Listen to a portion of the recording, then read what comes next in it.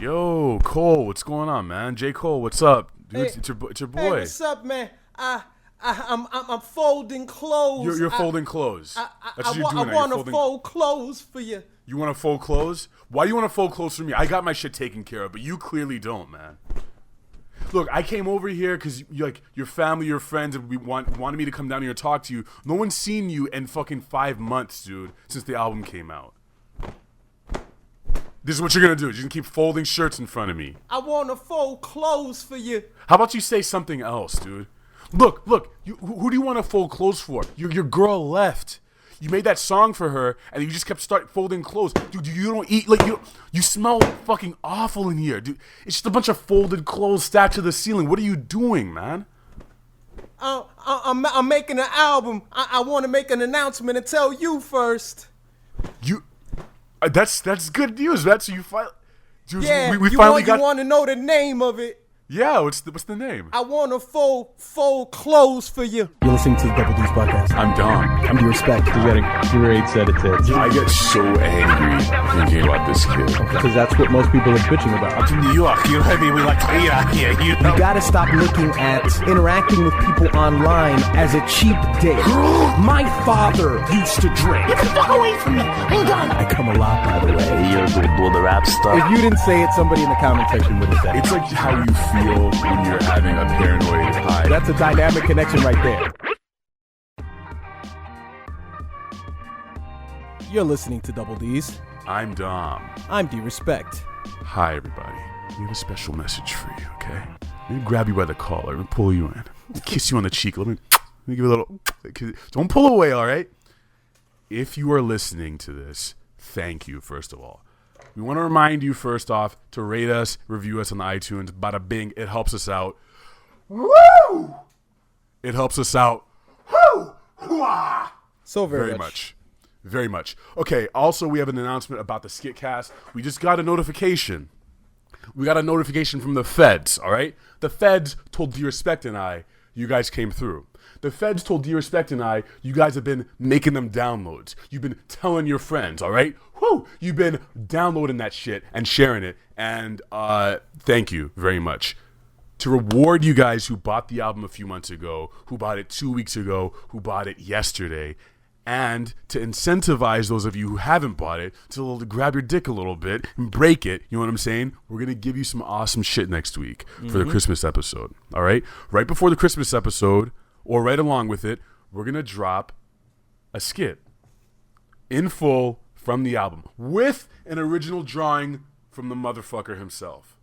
From the raw dog, all right? From Young Condom, okay? Mm-hmm. D-Respect. Yeah. Stick figure drawing from me.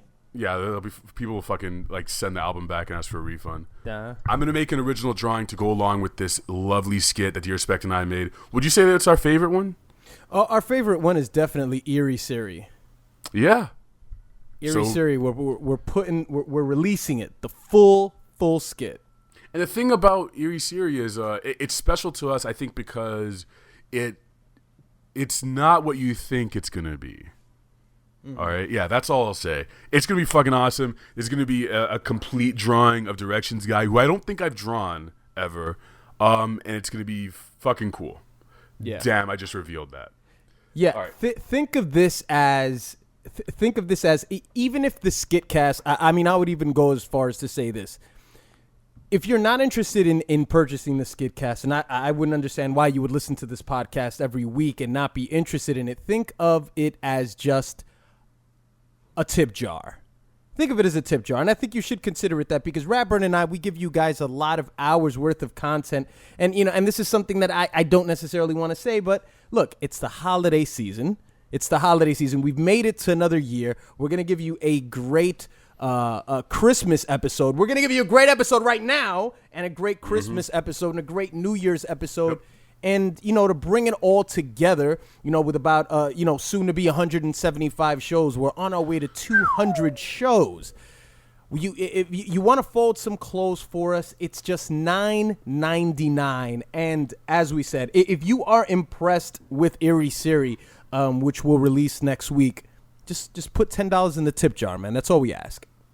You know what else I'll say about Eerie Siri is I'll say that it's one of It's one of the only sketches we did where I feel like there are really I don't think there are many inside jokes in there. Like, you don't have to be a super listener. I know we have a few super listeners out there who bought the album fucking day one.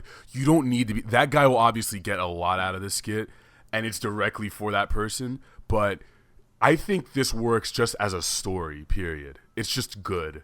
And you don't need to even know about Double D's to watch it and enjoy it and think this is funny, weird, scary, whatever. So anyway, yeah, that's our spiel.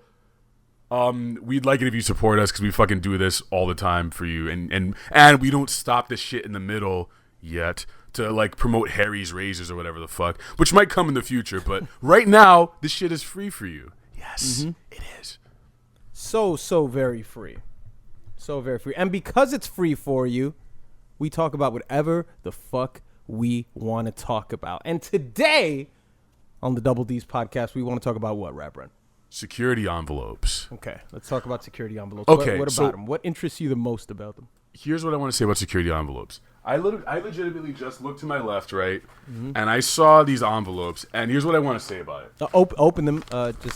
You love sounds, dude. You love like not human sounds, but like noises, like folding, like just shit happening. Anyway, you look at the patterns inside of the envelope, and it's made to like obscure information, right?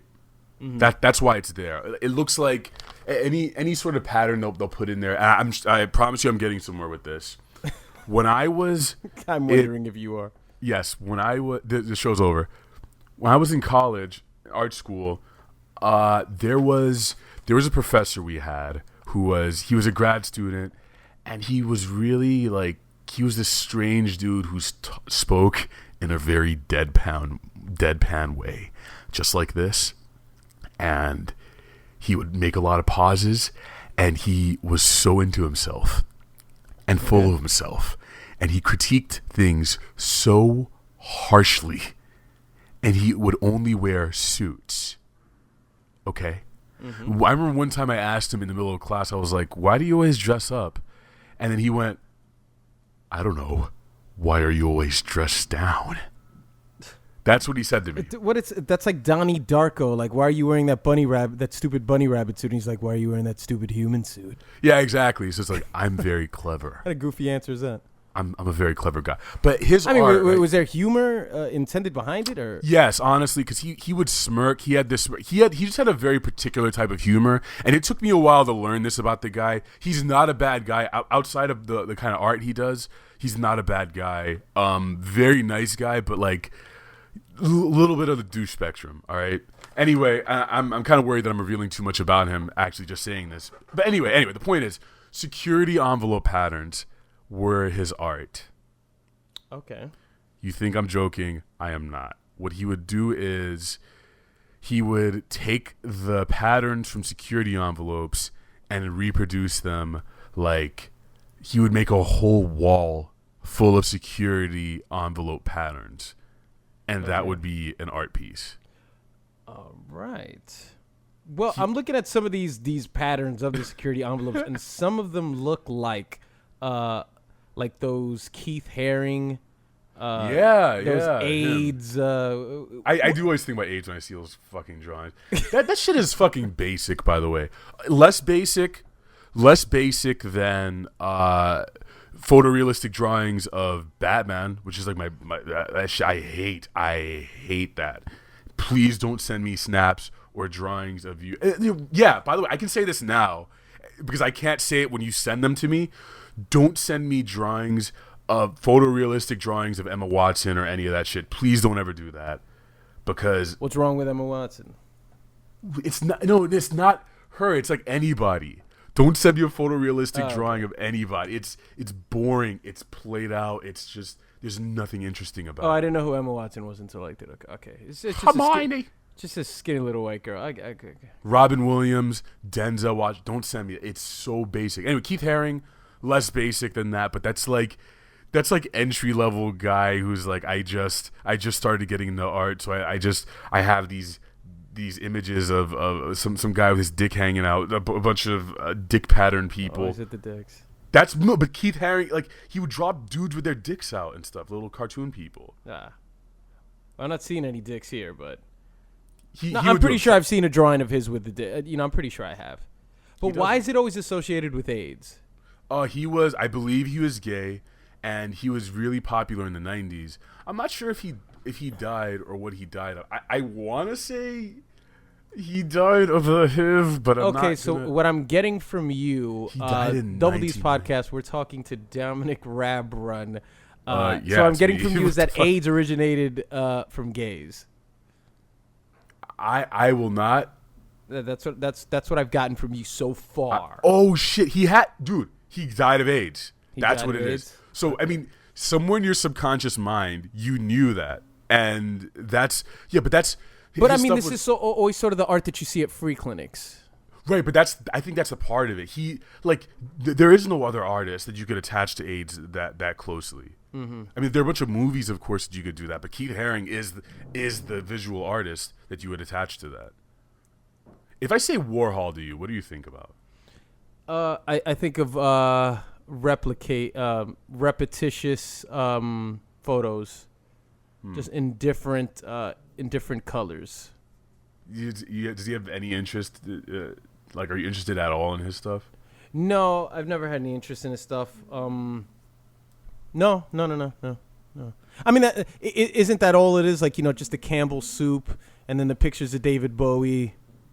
Yeah, pretty much. Yeah, that is all it is. That's pretty much, yeah. The next artist I want to shit on real quick, and I've been thinking about this a lot. Jackson Pollock.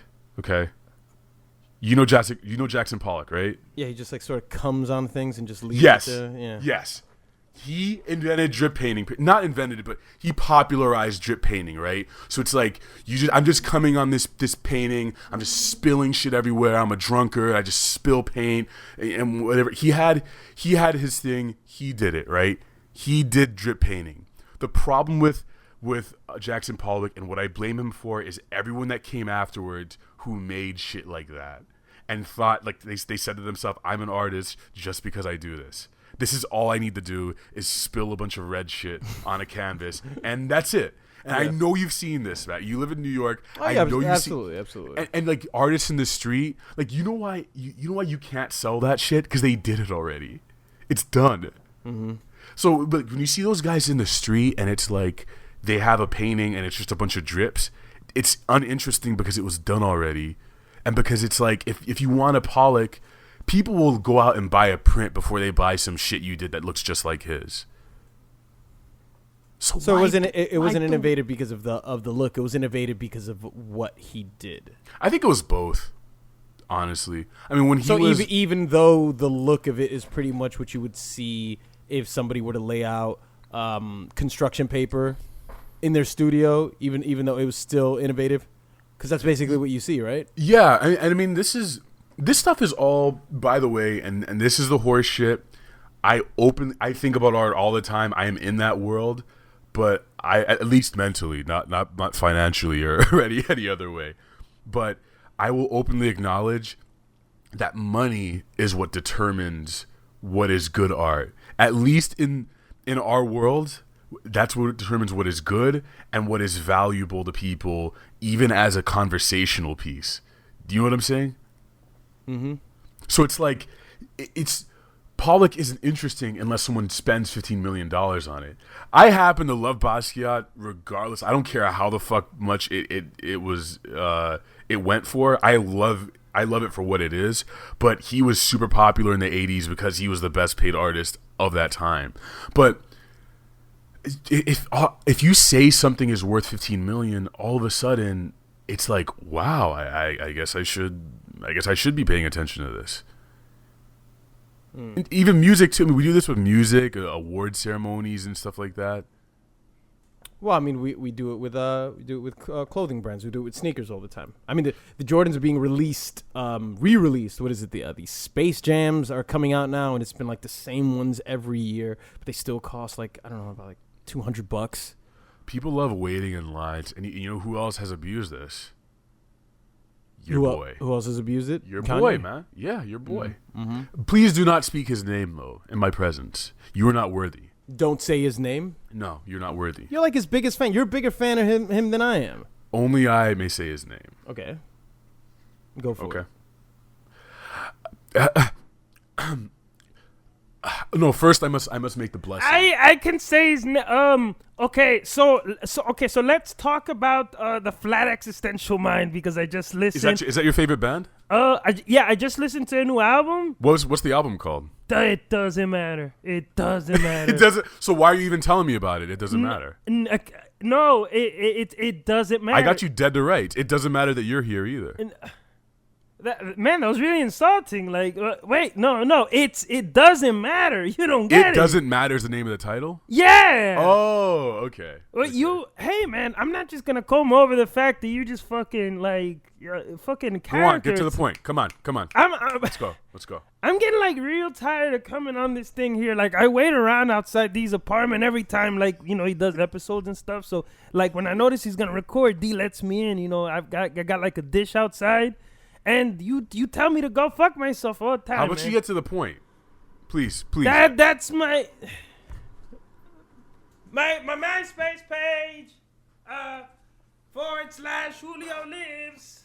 Okay, yeah, so your boy Ye had a little bit of an issue recently. He was hospitalized. He went a little nuts, canceled the tour. By the way, I'm so glad that I saw him the first time he came to DC, and I'm not going to have to miss out on his December 27th date in DC. How many dates were canceled? A lot, man. Shit, it was most of them. A lot. No, all of them.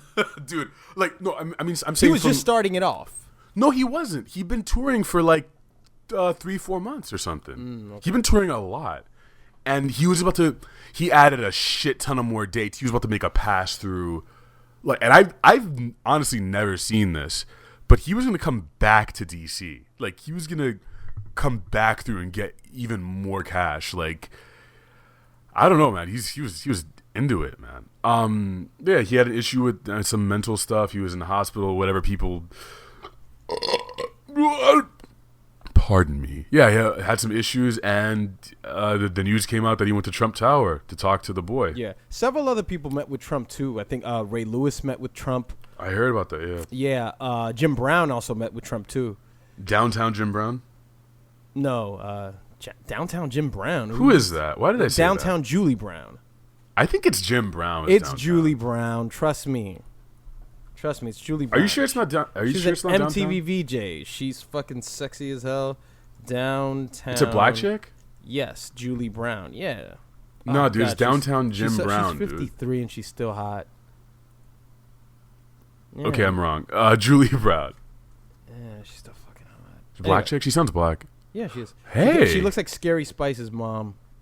She looks like if she was your friend's mom, you would just lust after her, and then you wouldn't tell your friend. Absolutely. You'd like jerk off on her collarbone. What? I don't. Why that?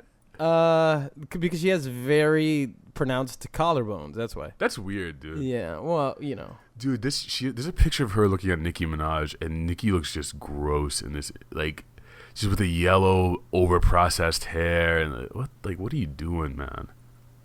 So he goes and sees Donald Trump at the Trump Tower, and this is happening at a moment when he just resurfaces, to the public eye, and right. he's now out, and he's out here with his blonde hair, and he's looking like Donald Trump's stunt double. So you make out of this what you want, but for a split second when I watch this, I'm thinking troll. I don't think he works like that, man. You didn't see it like with his smile. He's like, bleh. He was smiling, dude. You're allowed to smile as a human. But you have to know. All right, look, you can't be as self-aware as he is. He's too self-aware about his place in history and where he is, in comparison to his contemporaries. He's too aware of everything to know that this is going to fuck with his audience.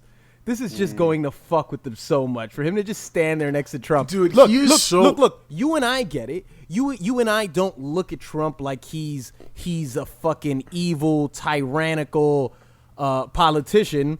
We look at him like he is what he is. He's somebody who made it to where he made it to because this country is at an imbalance. He's not fit to be the leader, but he's working right now because we're kind of fucked up. Yeah. I guess if we could sort of just generalize it like that. we understand it, so we're not manipulated by the news. But the majority of people I am. are. You are. You are too, dude. You can't say you're not manipulated. Manipulated by the news? Me? No, sir. Are you joking right now, dude? No, I'm not. I don't Are even you watch at- the news. How can I Let's be look at that. manipulated by something I Let's- don't watch? Let's talk about. You do, man. How do you know that he went there? How do you know that he was at Trump Tower? Wait. When I mean by manipulated by the news, I mean manipulated by the talking heads, manipulated by the narrative. It's a picture with Donald Trump, dude. I mean, if what you're trying to infer right now is that it's fake and it never even happened and they just posed for a picture and they never spoke. No, I'm saying manipulated as in you are affected by it. They like anytime you're communicating with someone, you're I'm manipulating reacting them. to it. I'm reacting to it. That's not to say that I'm manipulated by it. I don't think that means I'm manipulated. Define manipulation, though. We'll get back to that, but define manipulation. Manipulation, in my mind, media manipulation, to me would be defined as it only gets defined in the narratives that the news present to you. Okay? So when you see a black kid that's shot by a police officer. Please.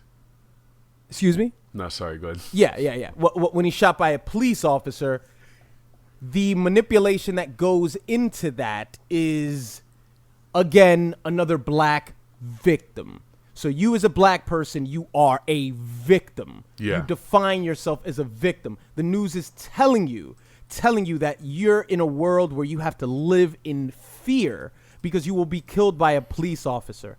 And Okay. if you're a police officer, you have to live in a world where you will be scrutinized for what you think is you doing your job. Yeah. That's where I think the manipulation goes. I don't think I'm being manipulated by a rapper meeting with a president-elect and I'm pretty much just calling Kanye a troll. This is not affecting me emotionally. I can still look at it from an outside perspective. Yeah. And still keep a level head. There are people who have made up their mind that this is Kanye going off into the dark side. Yeah, and I do think to speak back to that stuff you were saying about trolling, I don't think he has it in him. That look on his face when he said he good. No, what is that? It's the troll face. It's not, dude. He's an With awkward a bit of dude. He's an Tagalog. awkward dude. Every time he has a what you sound Haitian. That Zane Lowe interview, any interview he's done where he's not super conceited. Actually, he's not bombastic Kanye. He's not outward Kanye. He's inward Kanye. It's like very like Man, that's so it's Kanye. weird. It's like strange looks abound. Just so many. He's uncomfortable. He's fidgety. He's like looking around. He like laughs to himself and stuff. He's like a little twitchy little boy. So I don't think the smile is indicative of anything. Your only evidence about his troll is his smile right now. You can't give me anything else. No, it's the troll. The troll is in. He has to know. He has. There's no way in the world. Dude, I don't think he does, dude. I don't think he listen, thinks about it at all. Kanye's Dude. fan base, if I could personify, Watch out what you're about to say right now. Okay, dude. You better most of his tread fan lightly. base are made up of, and let's not make it about him because I know once I mention his name on this podcast, it seems to ripple some ridiculous effect. A couple years ago, when I interviewed Coucher Chester at NYU. For some reason or for whatever, the topic of conversation became Jaden Smith. It's fucking ridiculous. But okay, I'm gonna mention Jaden Smith's name. But think of Kanye's fan. He looks like Jaden Smith. Wrong. Very Okay. creative kid. Very Wrong. creative. Okay, yes, Very passive. Very laid back. Listen to me. Very laid back. Very positive.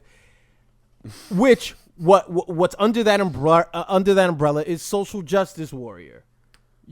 Social justice warrior is the type of kid that if you say, man, that girl looks like a dude, it's like, did you just call that person a dude? I think what you just said was very insensitive. Think about that. Think about that, and could you at least agree that makes up at least 200,000 of Kanye's fans? 200,000, absolutely, but But that's a lot of people. It is a lot of people, but it's not the majority, dude. The That's stuff not, he says look, in his I'm lyrics, not saying I'll it's tell the you- majority, but he's got to know that he's a lot of his fans. And not just that particular social justice, but it's just made up of a larger scope of liberal-minded people that would consider standing and smiling next to Trump to be like, okay, you're definitely not the old Kanye that said George Bush doesn't care about black people.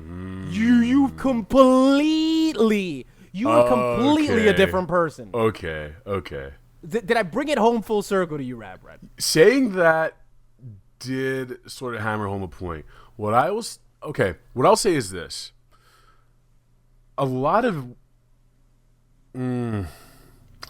I've talked to a lot of people who hate him. SJW types, super liberal types who hate his fucking guts because of what he says and how he behaves right now. So it's like he doesn't even have them as much as you're claiming.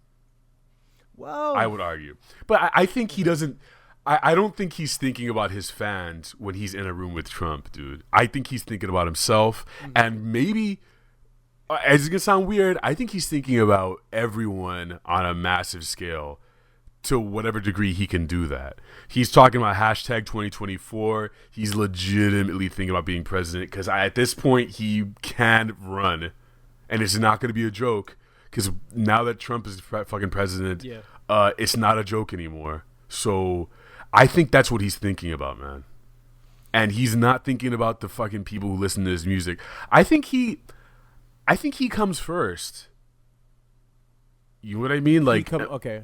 And I think most of these artists are kind of like that, man. You think they get in the studio and they're like, I wonder what my fans will think. I wonder what my fans want out of this.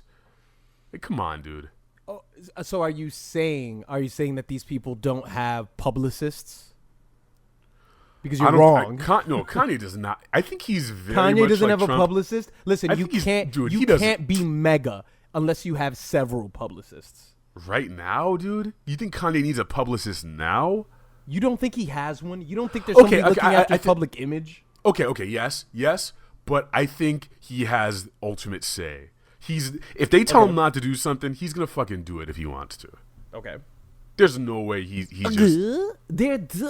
That smile. That smile Dude, tells please, me that you please know give me I'm something other- fucking with you. I just got out of Oh the my hospital. God. I guess maybe that's what they told you.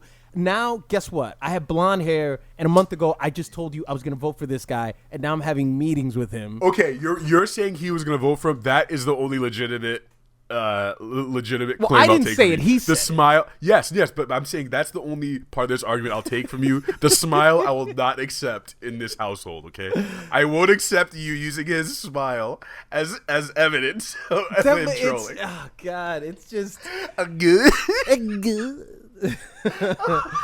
that's what it is, man. I just feel like I did speak about this the other day. I spoke about the fact that what made Jay-Z's career soar to different heights was his relationship with Barack Obama.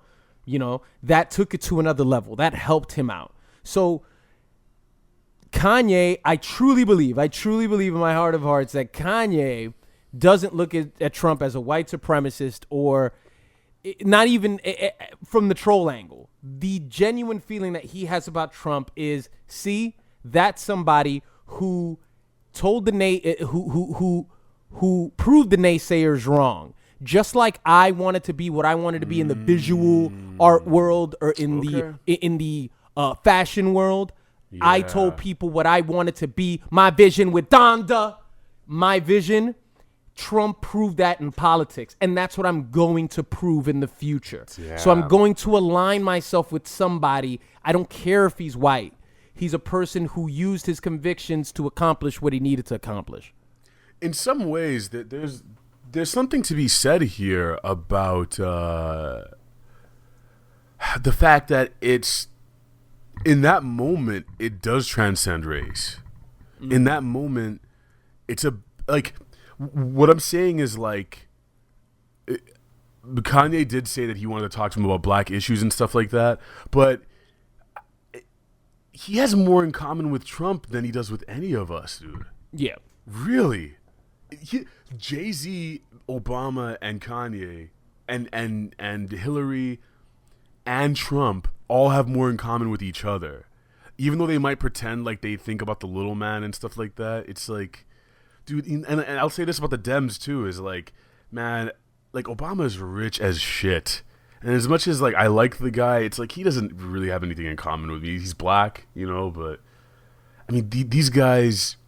So it's like, what is? Oh, here's something I learned in American Studies class in college. It's like, what is the most salient thing about you? It's like, are you black first? Are you male first? Are you rich? Are you an American? You know what I mean? Like, you have all these identities, All these layers, right? right, attached to you. But it's like, I would argue that in this moment, we're looking at Kanye putting forth the rich socialite, not socialite, rich, super ambitious, upper echelon human, not even American, upper crust human. That's what he's behaving as in that moment. Mm-hmm. These guys are both married to hot ass bitches who made money from their looks, dude. I don't think that Donald Trump's wife is hot or attractive at all. You don't think she's attractive at all? No, I don't. First, you're talking about his Kanye's smile. You know what? Now you're about to sit in front of me. You're about to break bread in front of me on this show and tell me that Melania Trump isn't attractive. I don't break bread. I fold clothes. Hold on. No, it's too late. It's Melania. Melania. All right, she does have a flat ass. Of course. But, that's why you would love her. Dude, she's just... I don't love her. I said she's she attractive. She looks like Fabio. I she think I told doesn't. you, she does, dude. She's just... What is hot about this woman? What is hot about her? I mean, she looks like generic ass Sports I would Illustrated eat chick. food out of Michelle Obama's butthole. I'll do that anyway, dude. I wouldn't. I'll do that right I wouldn't now. do the same with her. She's just a stick figure. She's just a stick figure. It's like everybody, when I was growing up, the big white woman obsession. The big white, and you'll remember this name as soon as I say it. Well, maybe you could guess it since you are. Look, I'm speaking to the Steve Jobs of white women. You fucking have press conferences. I haven't heard all that, God. Right. Listen, So growing up, who was the most prominent white woman? Terry Schiavo. No, dude, keep going, and you're gonna know. Cindy Crawford. Yeah, there you go. Yeah, I knew There it. you go. It was always Cindy Crawford.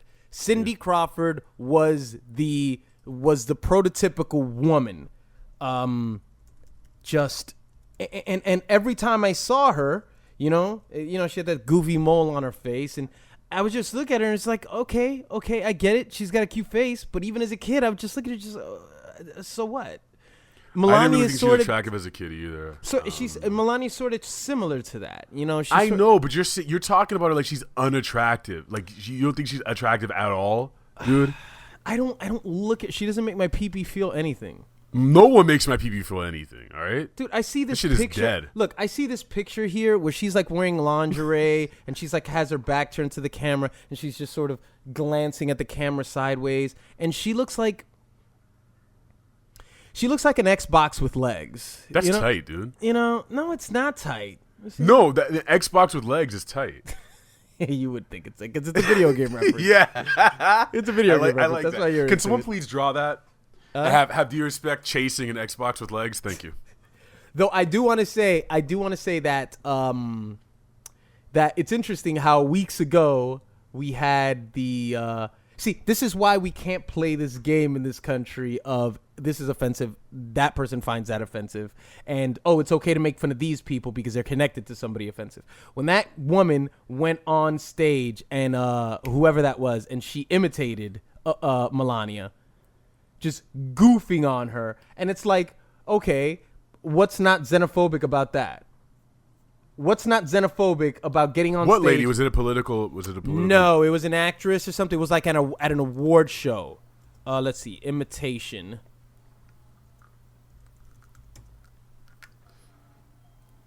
Melania Trump imitation. Right. Okay, so it was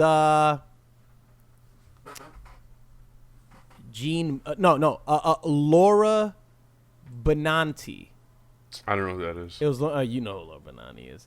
Who is she? It was Laura Benanti. I have no clue who she is. So Laura Benanti, she's imitating her, and it's like, you know, obviously people do imitations of people with accents, but when you butcher somebody's accent, I mean, isn't a bit of it just a bit of xenophobia because you are sort of making fun of this? You're just making a joke, man. No, listen. I get that.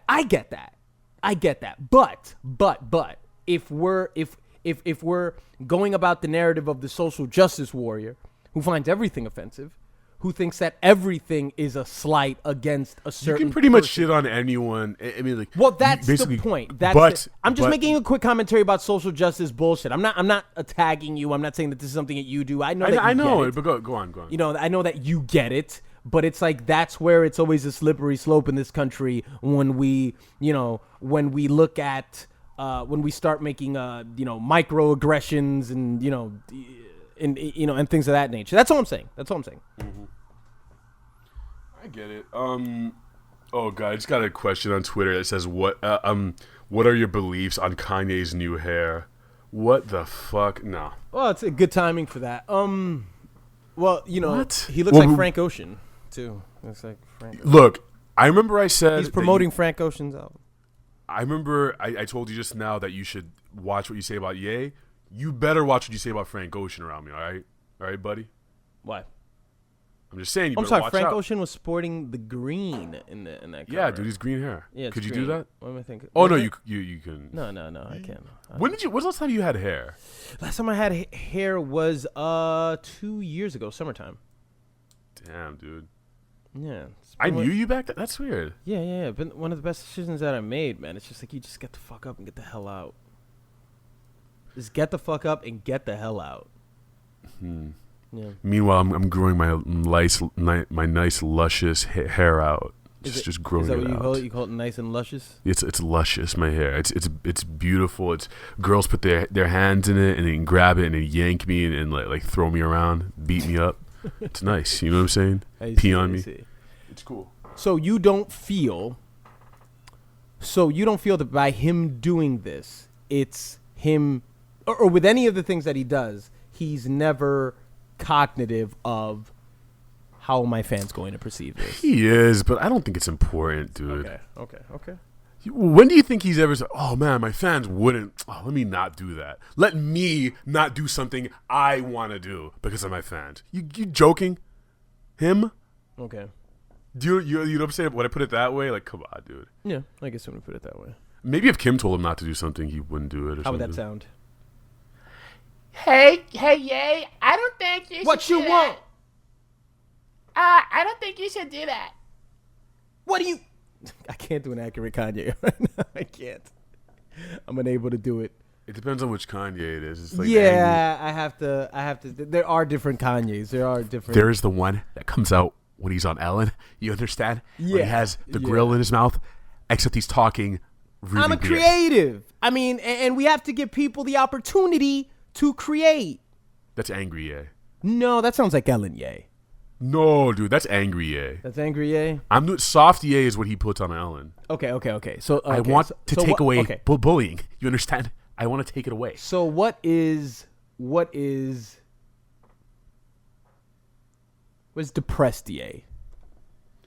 Depressed yeah.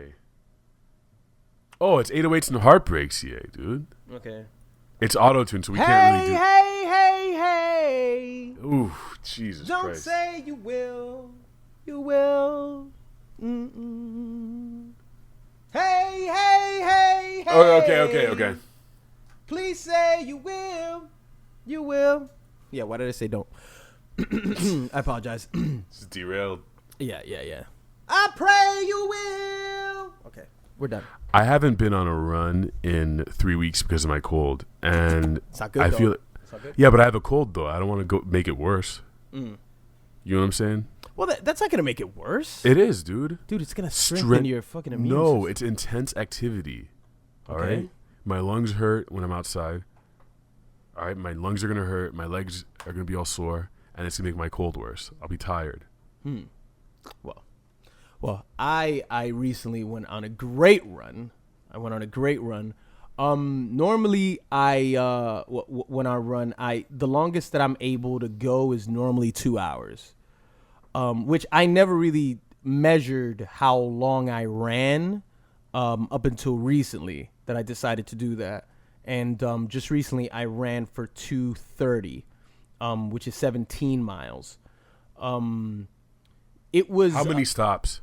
No stops. No You're stops crazy. at all. No stops at all. At the pace you were when I ran with you? That pace? Well, the pace, yeah. But the pace that I clocked in, was about 8 minutes and about 8 minutes and 40 something seconds. Let me tell you guys, I like to shit on Deerspec as much as the next guy. That is fast. I've ran with him. It is really, really well, it's fast. nothing compared to people who are fucking legit marathon runners. I mean, for a person who casually runs, yeah, that's good. Yeah, but most people are below casual. You understand that? Yeah. Most people have never ran.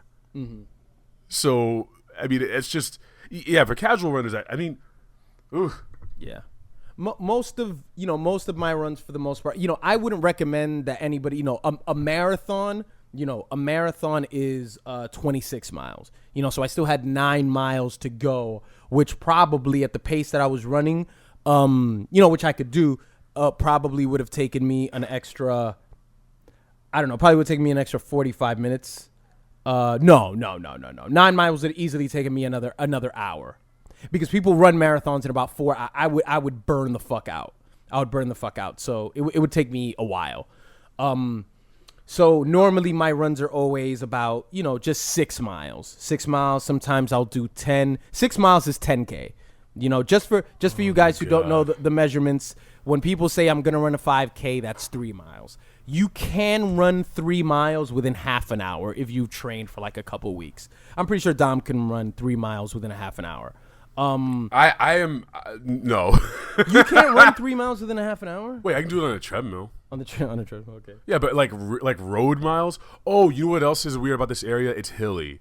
This area is hilly. It's a lot of ups and downs and winding. New York's a lot more flat. Actually, it's all flat, right? As flat as Kid Cudi's mind, no, but it is. Most of it is pretty flat. Manhattan. Yeah, most of it is pretty flat. So 10K then is obviously 6 miles, and it's tough, man. After a certain point, and by the way, the craziest thing, and this is the one thing that I'll pat myself on the back for, not the fact that I ran those miles, but are you ready for this one? No music. I didn't do it with any music. It's just breathing. You're insane. Yeah. What was powering you? Like Dominican hatred or something? It's the need to get Haitians off of my island. And so I could run, because my job is to catch the slowest Haitian. Yes. So I train only for that. I'm externally motivated. I just I think it makes it easier because I think the weeks leading up to when I did that run, I was running without headphones because one day my headphones they broke and I just didn't have time to go buy new ones. So I just said, I'm just going to go run. And it's not that bad. You run, you just listen to your breathing and your mind sort of just goes somewhere else. But what makes it easier if you don't have music to me is you concentrate on your breathing and you can talk to yourself. You negotiate with your body a lot better. Yeah, because I think I would say that I started getting really fatigued at around 15 miles. That's when like my body was just like, all right, we're not built for this. We're not built to go much longer. You know what I'm saying? Yeah. There are people who can, do 17 miles and, easy, but obviously it's a challenge for me. So 15 miles, it was breaking me down. But I started to do this one thing that really helped me. And what I did was I don't know what you do, but when I run, I look at the ground a lot. It's a bad habit. It's a bad habit that I have. I look at the ground a lot. Maybe you're not even noticing. I do that too. Yeah, when I run. When you're running for what? sometimes I jog a little bit. You know what I'm saying? I do that too. I actually do way more. I jog way more than you do, but I'll let you finish though. I'll give you some tips later. Okay. We're anticipating. We're anxiously awaiting your tips, Eddie. Let's go. Go ahead. Yeah. So what I started to do was I started to stare at objects and people that were in the far distance, and I locked into them. The first person that I locked into was this older gentleman, this pepper-haired gentleman, and I tried to distance myself as far as I possibly could from my whole body, because I was looking at him and I was just like, I wonder where he's going. He wasn't running. I was like, is he taking a break? I was just thinking of that, and I just kept running and running and running, just anything to get my mind away from that. I guess maybe at that point that's where the music would serve you. Yeah. That's where it would serve you, but you'd be surprised. Like, I'm a big advocate of non-headphone use. I haven't been the best about it lately. I've been doing audiobooks and music, but I mean, I've talked about it on this show, and I'll say it again. It's awesome. I think it's great that you're able to do that. I think it's probably the most healthy way to do it, and I'm always surprised by how quickly my body adjusts to not having something constantly being shoved into my ears, audio wise. Like if I'm running and I don't have it, sometimes like I've had my best runs have been without music. It's just, hey, that should tell you something. I know, but sometimes you just I don't know. It's that leisure. It's like the only thing of leisure you get to have, in that moment. You want to have to be able to just sing along to some Kendrick shit, and you want that comfort. But when that isn't there, you turn into something else. What I usually think about story ideas, or I'll just fantasize about some random fictional shit. I'll do that. When it gets really tough, I do what you're saying. I'll look at a far point and I'm like, okay, just get there, and then we'll negotiate when you can have your next stop. Because all I'm doing is negotiating stops when I run. But I don't know. But okay, at this point, you said you haven't ran in how long? It's been like 3 weeks. But I'm to the point where if I got out right now, I could bust you out should 3 probably miles. be a decent one, right? Yeah. Okay, within 3 miles, you stop how many times? I would say 3, maybe. God, I think that's dog shit. I think that is you're underselling yourself to me. I am, because when I pause, it's long. just 30 seconds. I at least stop for 30 seconds. Just more. I know it's stuff. Exactly. It's nothing. I'm not doing anything. I'm just padding. I'm just like, look. I don't. Look, I'm fully aware that this is, and I don't. And one of the things that I know myself, that the most certain things that I know about myself is as through the years, as much as I've trained myself to fucking just regurgitate any fucking thing that's in my brain off into a microphone. As much as I've done that, I've also ran, a lot. So it's all it's all like muscles. They're all muscles that you learn to grow and to nurture. So right. The muscle of being able to will yourself past what your body feels like it's capable of doing, I'm over that already. Within the running realm, of course, there are people who could be like, that's nothing, do a mutter rudder and pull up. This isn't a competition. I'm talking about my discipline, and just remember that when you guys are doing anything. Don't let anybody talk you out of any one of your disciplines and telling you, okay, do you do tattoos? Do portraits. Do street art. It's like please get into more detail about what do you mean. Don't let anybody talk you out of your discipline. Don't let anybody try to. Don't let anybody try to grandstand on you just because they can mention another discipline outside of the discipline that you're doing.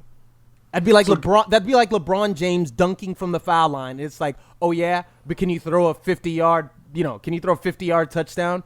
No, I can't. Because but give me a real world example of what that would look like. Of what that would look like? Yeah. I just want a better understanding. How it can commonly happen. Yeah.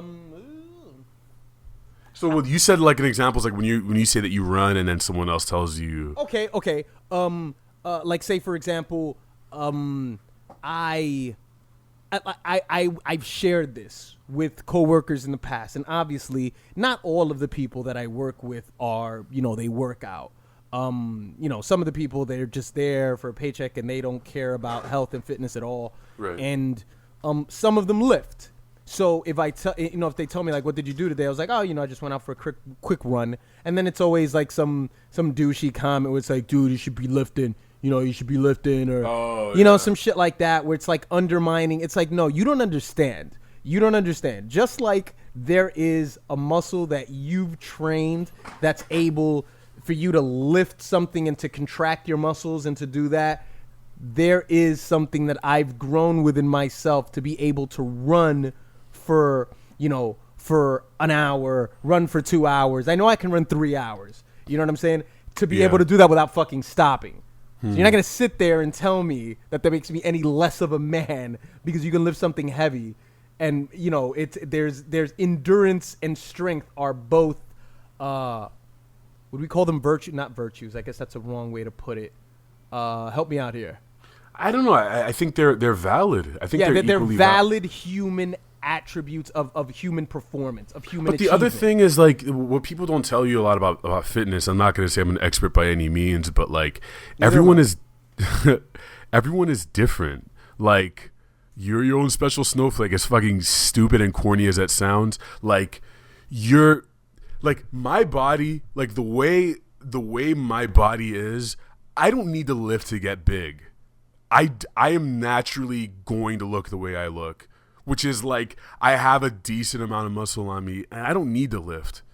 So I really need to do a lot of cardio and get like the layers of fat off me, and I look okay. You know what I'm saying? But like I did go through a period, I think like 2 years ago, I was lifting a lot, and I was healthy, but like my endurance wasn't great, and I needed to be running more, which is like that served me more, I think, because I don't need to get bigger. Like my muscles need very little upkeep. That's another good way to say it. Mm-hmm. You know what I mean? Like it's gonna be fine. Like I'm not just a pencil dude, or whatever. I need to do a bunch of deadlifts to look bigger or anything. I'm fine. Right. So that's something you need to take into account as well. But yeah, I understand what you're saying about the discipline stuff, and another thing that I'll mention too is, most times when don't mistake. I think what happens often is people feel that success in that department requires an audience. Because, so many times, like I've told you, people are like, oh, you should run a marathon. Listen, I just ran a half marathon. I just ran a half marathon just the other day, even after that one. You know what I'm saying? It's 13 miles. So it's like, there's no difference. Of course, you want to say, well, in the marathons, there's hill. So what? I don't care. I don't care. There is no difference between, it's like when they say what weighs more, 50 pounds of feathers or 50 pounds of rocks. Yeah. They both weigh the same. It's 50 fucking pounds. So the distance that you've done by yourself when you've motivated yourself is no different than the distance that's done when you tell everybody about it on Facebook, when you make this huge campaign, this huge big deal that everybody has to follow and monitor your workouts, and you post pictures of yourself without a shirt. Guys, I'm ready. I'm 3 months away. Because in my mind, the way that I always feel, and I think it's what enables me to be able to do that is that you tell yourself that, a marathon's coming in like 5-6 months. Okay, after 5-6 months, you're most likely not going to fucking do anything. You don't do anything anymore. You're done because that's it. 5 minutes. Yeah, 5 months came. We did the marathon. Yay, great. A year from now, 2 years from now, there'll be throwback Tuesdays of when you ran that marathon and you're now 50 pounds overweight. You know what I'm saying? Because you didn't condition your mind the right way. I'm not saying that people who do marathons are wrong, but there's a mentality, there's this general groupthink that goes into it that I think is completely damaging to your workout regimen. I think the difference between us and the normals and a lot of people is like, we spend a lot of time talking about ourselves and expressing ourselves and communicating our thoughts to the point where I think we get a really healthy, some would argue unhealthy amount of attention to us. You know what I mean? So it's, I think we see the value like a lot less in that sort of thing, like sharing whether or not you did a marathon or something like. Right. Like for me, if I did a marathon, I'm thinking I could get 3-4 good vlogs out of this. I can get a good drawing out of this or something. Yeah. I can turn this into something. Like everything in my life is somehow tied into me getting bigger, getting more art opportunities and all that shit. It's all part of it. But I think the regular person is just sort of like that's like the marathon is like them, like they've never gotten 50 likes before on anything, and that's like holy shit. Like, and they get that little feeling. But if you didn't run that marathon, you might also feel like you missed out on it, which is a terrible segue into a Snapchat question that we answered last week, but I think 2 weeks ago, and it got cut off. Yeah. So I did want to get into this really quick. I think it was your fault. It was my fault. Yeah, I think. Hold on, let me. Yeah. Yeah, it was your fault. Go on, please tell me that was my fault. Well, it says here, don't believe his lies. It's supposed to be a tattoo, genius. Well, you know. Oh, you got the reference. Good for you. You I know my shit. You have no dude. life. Don't come at me with the fucking memento shit. I know. All right, you Lenny. don't have to. God damn, can we have some form of like obscurity here? Can they figure it out on their own? Nah, dude. So, question from our boy Israel Lopez. Izzy Does Life. First off, birthday shout out. He turns 21 on December 1st. Woot, woot. What? December 1st? He turned 21. Yeah. Okay. Shout out to my friend. He's Hispanic, so this is one of your people. Yeah. I love you, Israel. Good guy. How do you conquer fear of missing out? FOMO. Like, what's an appropriate amount of leisure time for someone who desires to be more productive? Mofo. Mean mugga. No, it's Mufu. Oh yeah. Yeah. Go ahead. What do you- yeah. Before we get started, mean mugger, dude. Where's the content? All right. You're calling him out on the podcast. Stop with the bullshit. Where's the content? Oh shit. Where's the content, bro? I see you on Snapchat. You're going on job interviews. You know, or where's the rapping? Where's that content? Where is it? Come on, bro. Where is it? Where it at? All right. Go ahead and answer that. All right, FOMO. My answer to this: how do you conquer it? It's difficult because with me, I go through these phases where I'll reveal this. 3 years ago, maybe 2 years ago, and you knew me at this time. I was so intense on my work that I wasn't dating as much. I would give up on hanging out with friends. I remember on New Year's I didn't go out because I forced myself to stay in and work on some video that probably only got 100 views, but like it was a thing where I just kept telling myself it was a virtue to miss out. And that's, I think if you want to succeed on anything, you do need to have a little of that, but there is a line. You can go too far on that, and it's different for everyone. Like some people, like that was pushing my threshold too far, and I know that now. Like I do need a balance because my natural state is just making things. Like I'm going to produce stuff and beat myself up and work very hard naturally. So that means every once in a while I can go ahead and watch a movie, chill out, enjoy myself. Because the reality is that stuff gets turned into work anyway. You need input. You can't just fucking work all the time. But I feel like you're talking, Israel's question is from the other angle. What happens when you're not doing enough? How do you know you're not doing enough? And what do you do in that situation? I think I'm imagining a situation where a guy's like, I don't want to not watch all of House of Cards or some shit because my friends are going to be talking about it, but I don't. But I was the one who was just staying in and working. How do you deal with those feelings?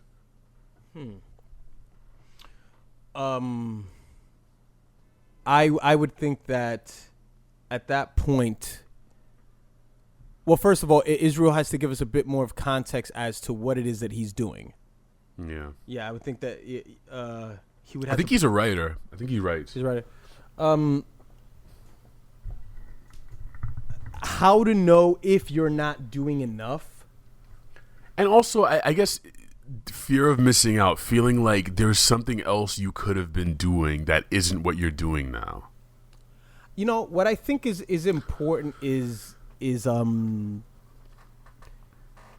this may seem a bit, this may seem a bit how do I put this? This may seem a bit clinical, maybe, I guess, if that's the right word.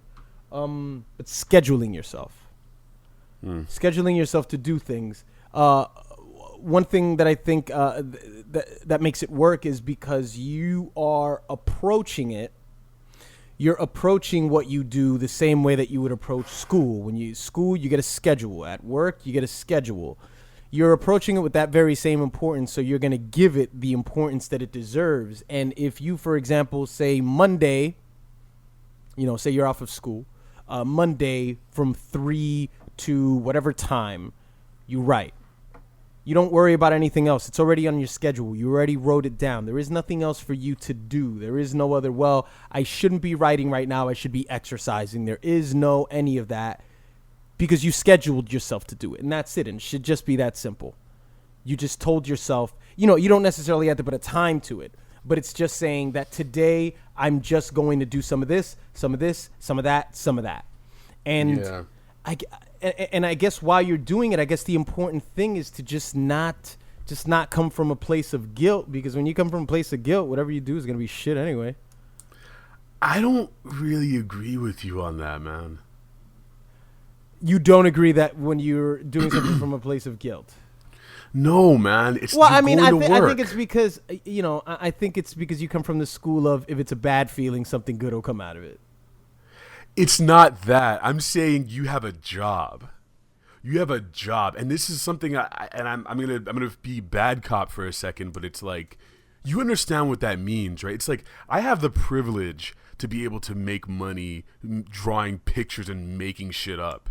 It like your direct lineage and mine is just slavery. It's people who like worked in rice fields and shit like that and cut down sugarcane. So it's like you have this privilege. So it's like you do have a job. Like you have this obligation to. So to how are you work. playing? How are you playing bad cop? If I said you have to schedule yourself.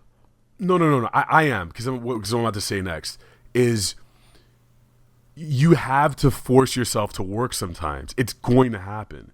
Like people who wrote novels, like you'll read about this, like 80% of it is just showing up and just banging your hands against the keys. And you're not going to feel good all the time. And that's just the reality. And I think it's something that we need to openly acknowledge and say to these young people. You know what I sometimes. call bullshit on that, though? Because you have more of a social life now. And if I told you 2 years ago that you would have more of a social life now, you would think that you would be producing less. When in fact, That's true. you're creating more. Let me finish. You're creating more. So I think what you're saying and what I think is inaccurate is that you're saying that you have to suffer more. You have to suffer through this more. You're not saying you have to force yourself. You're saying suffering equals more work. And in your case, that hasn't been the case at all. It did with some things. With hip hop RPG, it definitely equaled that. What I'm saying is, suffering is sometimes essential to what you want to accomplish. What you want to do is not always going to be fun. Yeah. And that I'm sort of supporting what you're saying. I'm just coming at it from a different angle. If you come home every day and say that I'm gonna write from 3 to 4, I'm not saying write from 3 to 10 p.m. I'm just saying just writing from 3 to 4. There will be days when you don't have any ideas. So I would ask you, what do you do in that situation? You If write. you said You write about anything. Okay. You so write that's- about anything. I mean, I'm not saying suffering since it hurts, but like it's not going to be fun. It's you respecting the work. I'm talking about respect for the work. and the craft. You're talking to respect.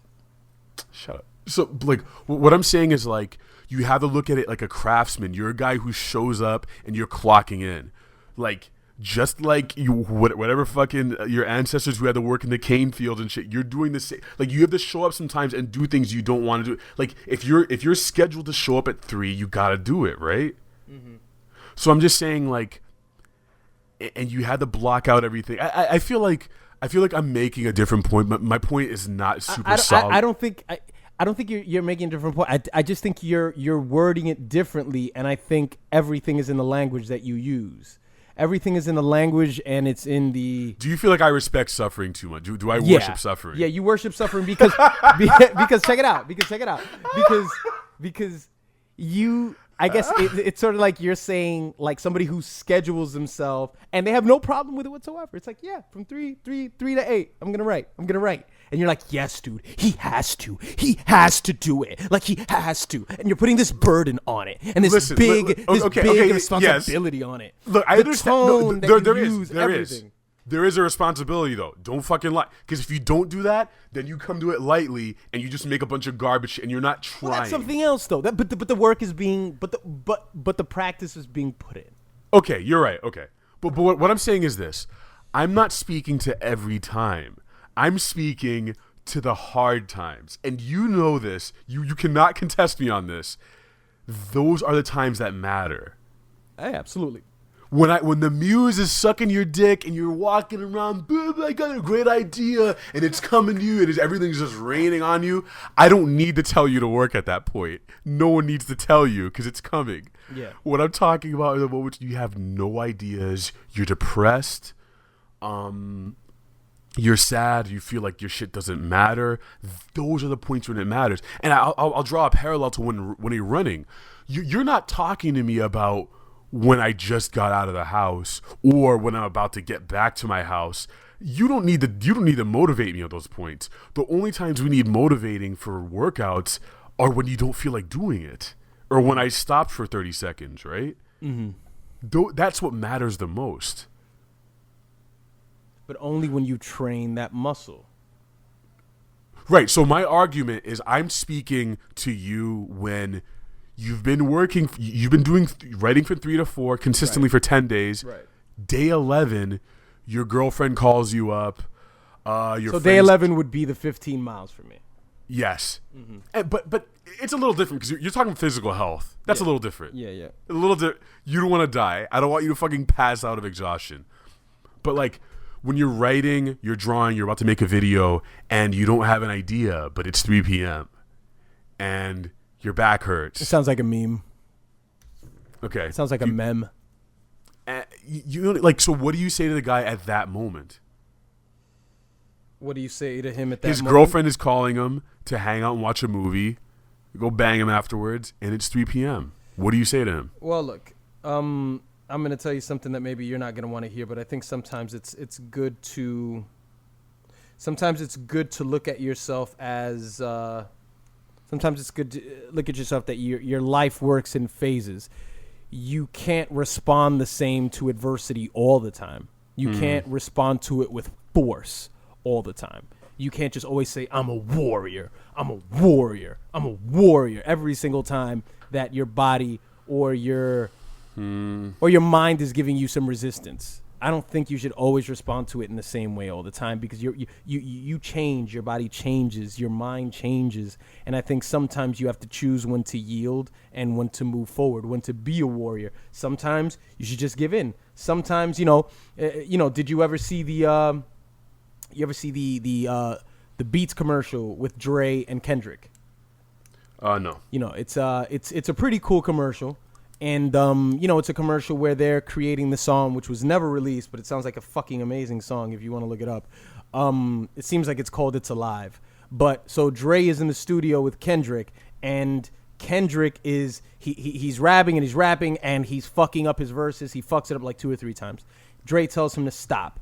Why don't you go home and we regroup tomorrow? And then Kendrick, his actual words are you sure? I mean, I hate feeling like I'm defeated by the mic. Like I hate feeling defeated. I hate feeling like I'm misusing my actions, man, and I'm not appreciated, son. You know what I'm saying, Dre? Yeah. I'll come back tomorrow, but you know. So Drake tells him, "You're not defeated. It's not you." You know what I'm saying? So maybe it's not you. You know. So when you force yourself 100% of the time, 100% of the time, I'm a warrior. It's like you can do that. You can do that, but I'm just of the opinion that I'm of the opinion that what's more important is that you examine and try to figure out why you're feeling this way, that you can't do what you normally do. Because if you don't, you're the guy that 20 years from now finds out that you were overcompensating. You were overcompensating for all these years, and you've built all that you've built, but now it's going to catch up to you later. It doesn't catch up to you now. It catches up to you later. So, like it's so funny how I think it's a completely different side to the whole discussion. Here's my problem. Like, I totally understand what you're saying, and I get it, and I agree with you for certain people. And here's the problem: is like, and this is a fundamental difference between you and I, is like, I think your advice works for the guy who is internally motivated and will be able to push himself through most of the bad times and will be able to force himself to create work most of the time. My argument, and this is if you're a guy that barely does anything, you should never think, I got you. Exactly. I got you. I feel like most people don't have that. So I feel like I have to shit on them, and not shit on them, but like I had to be bad cop and be kind of mean to them and be like, you're not going to do shit anyway, so let me tell you what's going to happen. You're not going to do shit anyway, so work harder than you think you need to, because that's going to be it's going to be adequate enough. That's going to be just barely adequate, and you may be able to make it. The reality is you probably won't make it. You know what I'm saying? Okay, most so it people doesn't won't apply make to you. it. So it doesn't apply to you if you're the guy that picks up your pen when you feel like it every now and then. Yeah, they don't need me. They need you. And the lazy guy needs me to say that to them. I don't think the lazy guy should listen to you because you're like too nice to them. Okay. Basically. Do you understand what I'm saying though? Yeah, absolutely. Because you're like patting him on the back, like you're saying you've done. It's like what we're talking about is coaching styles, right? Because like by the way, the reference that I had was Kendrick. So I mean, obviously that means. Oh no, of course, no. Jesus yeah, so you're Christ, right. Like, yeah. Whoa, like of course, like Kendrick. Well, like you think I'm fucking hard on myself? Like he's me probably times 20.